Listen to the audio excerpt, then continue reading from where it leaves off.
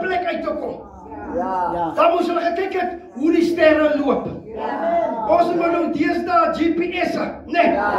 Amen, ek sien my vrou is ook al so slim. Sy sit die GPS aan as sy na 'n plek toe moet gaan, dan ry sy daar in die Kaap rond, dan weet sy nie eens waar die plek is nie, maar as sy haar GPS aan. Ja, amen. Ja, die GPS vat dat ook daar. Maar ek sê vir ons die GPS. Hy sê as die blikbol is, amen, al verdwaal jy hoe goed, maar as jy Jesus volg,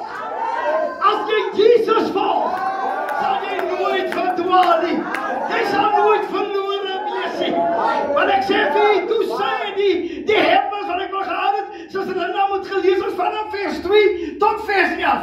Want toe die wyse manne by Herodes kom, toe sê hulle vir hom, maar ons het sy ster gesien.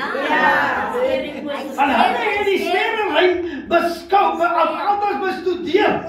En elke keer as daar 'n nuwe verskynsel is, dan weet hulle, dat dui op 'n nuwe gebeurtenis. En toe sien hulle hierdie nuwe ster. Die nuwe ster, soos ek as dinkie, prys die Here, in die donkerte sien hulle hier's 'n nuwe ster. Prys die Here, en hulle kom my suster, om hom hand aan hom behulde te bewys. Die blinkmôre ster. Hoe sê jy, blink skyn die dagster, Helder vir my, in die liefde van my Jesus. Nou kan ek sê, vol lof en dankbaarheid kan ek sê, geestelik gebore, koningse kind. As daar koningskinders in hierdie plek, ek kan nie vir my so nie, as daar koningskinders in hierdie plek, prys die Here.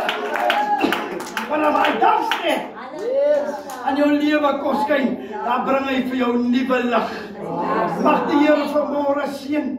Prys die Here en hy sluit af in die 17de vers en hy sê en die Gees en die bruid sê kom. As daar iemand wat nog nie by hierdie wortel het gekom het nie, as daar iemand wat nog nie by hierdie dagster het gekom het nie, dan is die geleentheid daar.